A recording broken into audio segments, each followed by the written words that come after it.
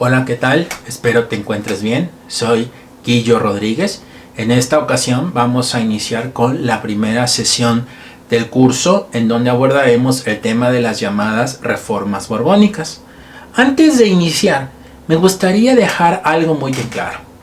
Nuestro país, antes de convertirse en México, o antes de que alcanzara su independencia en 1821, durante 300 años formó parte del Imperio Español, es decir, 1521-1821.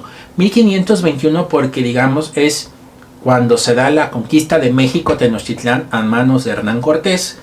Ahí, digamos, comienza esta incorporación del territorio, lo que antes era Aridoamérica, Mesoamérica, que pasa a ser conocido como Nueva España, a formar parte del Imperio Español, y que hasta 1821, cuando se obtiene la independencia, repito, éramos la Nueva España. Bueno, en estos 300 años quiero que entiendas algo. Hay dos momentos, y en ese sentido el año 1700 marca ese antes y ese después. Bueno, entre 1521 y 1700 la casa reinante era la de los Habsburgo, ¿ok? Los territorios eran considerados como reinos de ultramar. Los habitantes tenían los mismos privilegios que los habitantes de España, eran vasallos. Convivían o interactuaban tres grupos principales o destacados, que eran los blancos europeos españoles, los pueblos indígenas, y había un tercer grupo que, si bien jugó un papel determinante en la conformación de nuestra identidad, durante muchos años fue invisibilizado. Me estoy refiriendo a la presencia africana, ¿ok? Bueno, si tú tienes la oportunidad y puedes revisar el Códice Durán y el Códice Azcatitlán, te vas a poder percatar de la presencia de los africanos que acompañan a Hernán Cortés en la campaña de la conquista, ¿ok? Bueno, entonces, en estos años, 1521-1700, repito, cuando están los Habsburgo, además de ser reinos de ultramar y tener los mismos privilegios, porque no estamos hablando de ciudadanos, estamos hablando de vasallos, ¿ok? Entonces hablamos de privilegios. Tenían los mismos privilegios que los habitantes que vivían en Madrid o en el resto de España, ¿ok? Bueno, ahora bien, cuando se forma el Imperio Español, hasta antes de 1700 habían dos virreinatos, el de la Nueva España y el del Alto Perú. Las cosas van a cambiar después de 1700, pero antes de seguir me gustaría dejar algo en claro. La interacción o la convivencia de estos tres grupos, repito, el blanco europeo, el indígena y el africano, estos tres grupos van a dar como resultado un mestizaje. Cuando nosotros escuchamos hablar de mestizaje, lo primero que nos viene a la mente es la mezcla entre el europeo y el indígena, pero hay que también mencionar o reconocer la aportación del africano. Por ejemplo, el africano, o gracias a los africanos que arribaron con Cortés, por ejemplo, te puedo decir que la siembra de trigo se va a dar por primera vez en el territorio, y gracias a Juan Garrido, un africano. La viruela la va a traer otro africano, Francisco de Guía, ¿ok? El hecho de que se popularizara el paliacate es gracias a los africanos. El paliacate es originario de la India y quienes lo popularizan, repito, fueron los africanos. El hecho de la Jamaica, el consumo de Jamaica o el utilizar la Jamaica va a ser aportación de los africanos, tan solo por ponerte un ejemplo. Igual, las litografías de la Virgen de Guadalupe, el personaje quien las populariza va a ser Juan Correa, un mulato. Es decir, la mezcla entre blanco europeo y africano. ¿Ok? Entonces, para que te des cuenta. Ahora bien, aquí, debido a que una cosa era lo que decía la ley y otra cosa muy distinta a lo que se daba en la práctica o en la realidad, repito, si bien la autoridad quería separar a los blancoeuropeos, a los pueblos indios y a los africanos, la realidad distó de ser completamente diferente. Había una convivencia. Por lo tanto, la corona, repito, quería, no, pues solo los blancoeuropeos pueden ocupar ciertos cargos. Y esto es mentira, porque obviamente existía una movilidad. Y obviamente en estos años 1521 a 1700 todo se podía conseguir. Había corrupción, había simulación, no estaban permitidos los matrimonios, entre personas de diferente grupo, pero se llevaban a cabo estas mezclas.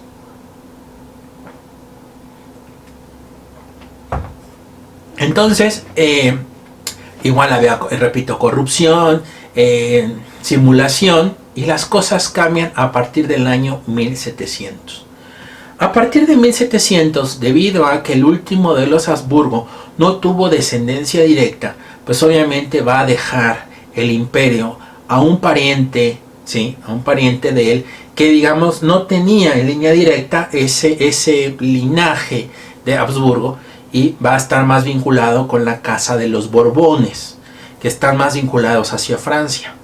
Y así es como en el año 1700 es como aparecen los Borbones, se encargan del trono. La casa dinástica es la de los Borbones, y así van a estar, al menos para nuestro territorio, lo que nos interesa, hasta 1821. Todavía existe la casa de los Borbones, que sigue gobernando España. Ahora bien, ¿qué pasa con los Borbones? Lo primero que ellos se dan cuenta es esa corrupción, esas riquezas que no llegan al 100% a Madrid, esta simulación.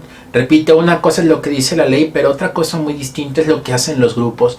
Entonces los Borbones, lo que ellos buscan es poner un orden en el imperio español. Se dan cuenta que es tanto el territorio que 2 virreinatos son insuficientes. Entonces lo que ellos van a promover es una nueva división.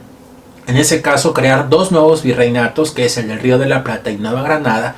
Y en el caso de los territorios, por ejemplo, de la Nueva España, como de Centroamérica, que era la capitanía de Guatemala, dividirlos todavía más en territorios conocidos como intendencias. En el caso de las intendencias, y esto es clave, se traduce después, cuando México obtiene su independencia, en los primeros estados de la República Mexicana. Y en el caso de Centroamérica, estas intendencias se convierten en los actuales países que hoy la conforman, a excepción, repito, de Panamá, que formaba parte de la Gran Colombia, en su momento, Nueva Granada, ¿sí? Y que obtiene su independencia hasta el siglo XX, o se separa de Colombia hasta el siglo XX, gracias al apoyo norteamericano. Y en el caso de Chiapas, que era parte de Centroamérica y que a partir de 1821 se suma a México, a la Nueva España, al imperio de Agustín de Iturbide, y va a permanecer. Entonces, en aquel momento era Chiapas, Guatemala, El Salvador, Honduras, Nicaragua y Costa Rica. Panamá no, repito, porque formaba parte de Nueva Granada y formará después parte de la Gran Colombia cuando se den los procesos de independencia. Ahora bien, entonces hablo de esta división política, o estas nuevas divisiones políticas, este intento por combatir la corrupción, por combatir la simulación. Ahí es cuando aparece el sistema de castas. Realmente ellos quieren clasificar a la población. Y es una ironía, ¿no? Querer clasificar a la población, como diciendo, a ver, ustedes no se pueden mezclar. Bueno, y en el caso que se mezcle, esto con esto da esto, ¿no? Es decir, español con indio, mestizo, español con africano, mulato, africano con indígena, pardo, ¿ok? Entonces es el llamado sistema de castas, pero obviamente ya su aplicación es un poquito complicada, o al menos en mi experiencia yo no lo he podido detectar en los archivos parroquiales. Ahora bien, en ese sentido, los Borbones, en esta idea de innovar, de querer mejorar las cosas, de tener un mayor control, inspirados con los fisiócratas, en la Ilustración y en varias corrientes filosóficas, van a poner en marcha una serie de reformas borbónicas, ¿ok? Estas reformas borbónicas van a ser implementadas, repito, a partir del año 1700. Obviamente va a ser un proceso gradual, ¿no? Obviamente destacan dos monarcas van a destacar, Carlos III y Carlos IV, digamos como los máximos representantes de estas reformas borbónicas, cuyo único objetivo era garantizar su poder, mayor concentración de poder, mayor absolutismo, mayores riquezas, ¿sí? Y como resultado, si ellos obtienen mayores beneficios, pues la idea es debilitar otros grupos que se opongan, ¿no? O aquellos grupos que durante años se me han visto beneficiados por esta simulación, por no respetar las leyes. Ahora con los Borbones y las reformas, pues inminentemente van a verse afectados en sus beneficios. Entonces, las reformas borbónicas implican eso: concentrar y garantizar mayor poder en el monarca, debilitar a aquellos grupos políticos que se han visto favorecidos con anterioridad, y que, digamos, habían aprovechado la falta de aplicación de la ley. ¿Ok? Bueno, ahora bien, en ese sentido yo les mencionaba dos monarcas, Carlos III y Carlos IV, fueron sin duda alguna los más destacados. Ahora bien, cuando ya los Borbones, lógico, no fue de la noche a la mañana, también hay que entender las distancias, los tiempos que tomaban trasladar la información de un lugar a otro, recopilarla, en fin. En ese sentido, en el caso de las reformas borbónicas en la Nueva España, José de Gálvez va a ser el responsable. ¿Ok? En el caso de la Nueva España, las reformas borbónicas van a debilitar al virrey, ¿no? Pero en términos generales también afectan a los criollos, españoles criollos, que habían visto la forma de conseguir algunos cargos cuando realmente estaba prohibido. En ese sentido, algunos cargos, o casi todos los cargos eran para los peninsulares y no para los criollos. También cabe destacar algo, en algún momento la corona dependía mucho de las milicias de pardos y de mulatos, que eran estas mezclas del africano con el europeo y con el indígena, que tenían como objetivo proteger las costas, los principales puertos, Veracruz y Acapulco, que eran los puertos de entrada y de salida autorizados por la corona. Y bueno, obviamente tenía que haber algún privilegio o algún beneficio por formar parte de estas milicias. El hecho de no poder, más bien de no obtener algún beneficio, pues inminentemente obligaba a que pues desertaran o al menos renunciaran a ocupar o anhelar algo, ¿no? Entonces, para muchos, algunos de sus beneficios eran no pagar impuestos, obtener mayores ingresos, en fin. Bueno, ahora bien, cuando se está poniendo en marcha las reformas, y repito, José de Gálvez es el enviado o el responsable de hacer lo propio en la Nueva España, está ahí un conflicto en Europa que va a tener repercusiones en otros territorios. Y me estoy refiriendo a la llamada Guerra de los 7 Años. Es un conflicto en donde participa Gran Bretaña y Francia como protagonistas, pero que también se va a sumar España. Recordar que por el hecho de que España fuera gobernada por los Borbones y que los Borbones tuvieran este vínculo francés, pues era lógico esta alianza franco-española. Bueno.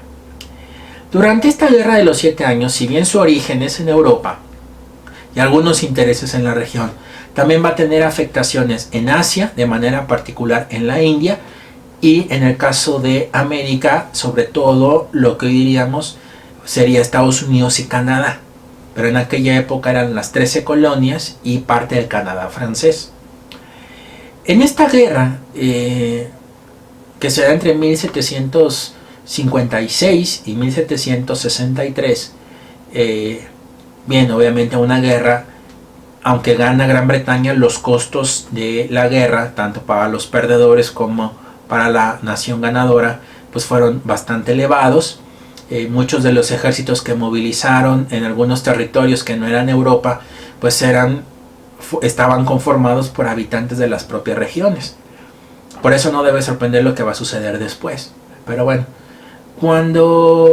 durante esta guerra hay un acontecimiento que sin duda alguna va a apresurar aún más a las reformas borbónicas, y este acontecimiento se da en 1762, cuando los barcos de la Marina Británica ocupan La Habana. La bloquean, desembarcan y ocupan La Habana. Fue un acontecimiento que aceleró las reformas borbónicas. Si bien tuvo que dar muchas concesiones a España para que La Habana fuera entregada, sin duda alguna ese año y ese acontecimiento va a detonar una mayor velocidad, o va a propiciar una mayor velocidad para poner en marcha las llamadas reformas borbónicas. Eso fue, repito, en 1762. Tan solo, fíjense, de 6 barcos que se calculan llegaban al puerto de La Habana antes de 1762, después de su ocupación por parte de los británicos pasamos a 200 barcos aproximadamente. Ahora bien, finaliza la guerra con victoria para Gran Bretaña. España y Francia son derrotadas, pero el costo para estas 3 naciones es elevado. Obviamente una forma de recuperarse económicamente hablando era mediante los impuestos, y esta decisión va a desencadenar, al menos en Gran Bretaña, un malestar, un hartazgo que va a detonar en la llamada independencia de las 13 colonias. cuando inicia la revolución por la independencia de las 13 colonias o la revolución norteamericana, Francia y España son las dos naciones, digamos, más interesadas en apoyar a los colonos de estos territorios en América para, digamos, derrotar a Gran Bretaña. El resultado lo sabemos, ¿no? Fue la pérdida de estos territorios o la pérdida de las 13 colonias por parte de Gran Bretaña, pero sin duda alguna lo que sucede en las 13 colonias va a ser un referente para muchos de los futuros líderes de los procesos de independencia de la América Española. Ahora bien, muchos hablan de que parte de las causas que van a provocar la caída de Luis XVI en Francia tiene que ver con el apoyo que le dio Francia a las 13 colonias en su lucha por la independencia frente a los británicos. Es una de varias, pero repito, no solamente fue Francia, también España va a participar. Lo que sí les puedo decir es que cuando estalla la Revolución Francesa en 1789 y se comienza a hablar de la caída del antiguo régimen, se habla de libertad, igualdad, fraternidad, pues inminentemente también ese acontecimiento va a inspirar a futuros líderes del proceso de independencia de la América Española. Ahora bien, en el ínter, mientras se da la Revolución Francesa, o mientras se está desenvolviendo el tema de la Revolución Francesa, que no es solo la toma de la Bastilla, sino que es un proceso complejo y que eminentemente no es el caso de esta materia abordarlo, porque para eso tienen Historia Mundial Contemporánea en la licenciatura, o simplemente recordar lo que vieron en otros niveles, desde, digamos, preparatoria o bachillerato.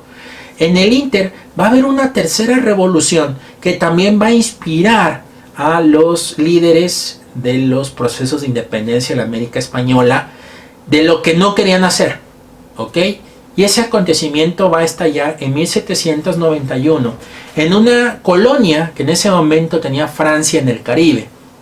Ustedes se preguntarán cuál. Bueno, Haití.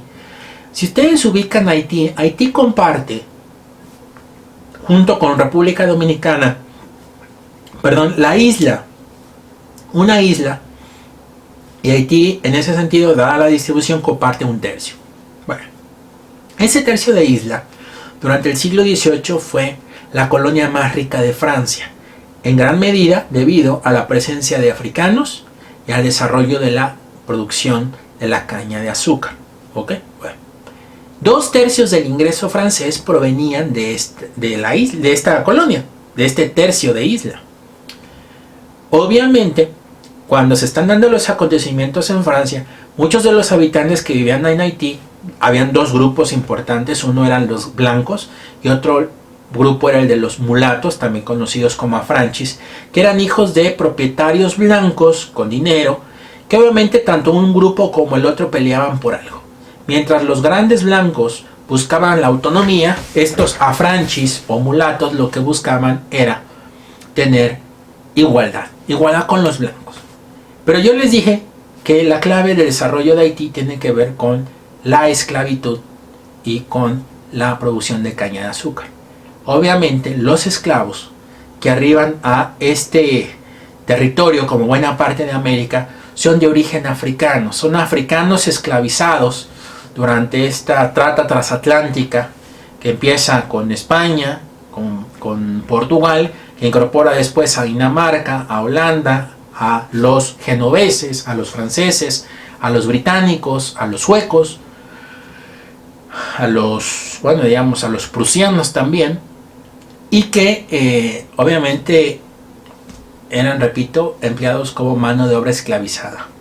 En 1791 estalla una rebelión de africanos esclavizados en esta parte de la isla, repito, en Haití, con grandes consecuencias, pérdidas para Francia, pero sin duda algo fundamental es que el 1 de enero de 1804 van a conseguir su independencia. Haití, después de los Estados Unidos, es la segunda nación en obtener su independencia en el continente americano.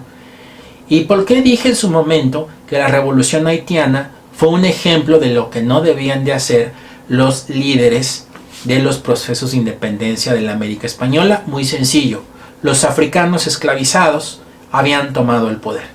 Y obviamente para muchos criollos que se van a convertir en los líderes de las independencias, ya lo veremos en el caso de México cómo cambia un poquito, pero al menos Simón Bolívar no quería aceptar que los africanos pudieran ocupar un mismo lugar o el mismo puesto que el resto. ¿Ok? El gran libertador, o en otros territorios, repito, eso querían evitar, ¿no? Tratar por iguales a los africanos que habían sido esclavizados, y que si ellos luchaban también por la independencia o era porque querían la libertad. Pero en fin.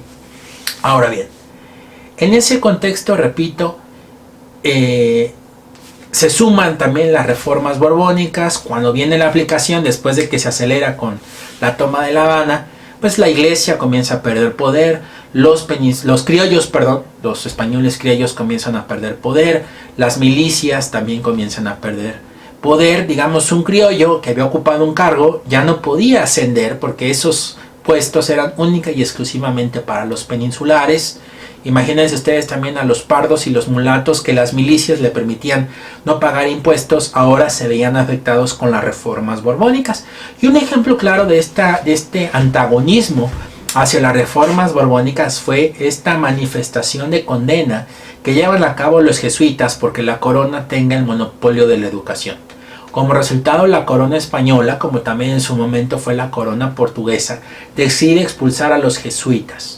¿Ok? Y esto es fundamental. La expulsión de jesuitas es clave porque también va a contribuir a este despertar de la identidad americana. Ahora bien, en todo esto que yo les platiqué, sin duda alguna las reformas borbónicas jugando un papel determinante, pero también habría que asumir la influencia que va a desencadenar la aparición de Napoleón Bonaparte. Recuerden que Napoleón Bonaparte, francés, va a comenzar a destacar a finales del siglo XVIII, principios del siglo XIX, se va a convertir en el líder de los franceses y él pondrá en marcha las llamadas guerras napoleónicas, las cuales van a ser también causa para la llamada crisis del pacto social, que será el tema que veamos la próxima sesión. Ahora bien, antes de finalizar, me gustaría recordarte que además de ver este video, tienes que acatar las indicaciones que te dejo en la plataforma, ya sea realizar una lectura con material complementario para poder realizar tu actividad. En su defecto puede ser una infografía, puede ser un resumen, puede ser un ensayo, pero sí es fundamental que además de la sesión también atiendas las lecturas o demás materiales que yo deje y que sigas las indicaciones. Ya sabes que si tienes alguna duda me puedes contactar al correo de guillermo.rodriguezortiz@correo.uap.mx. ¿Ok?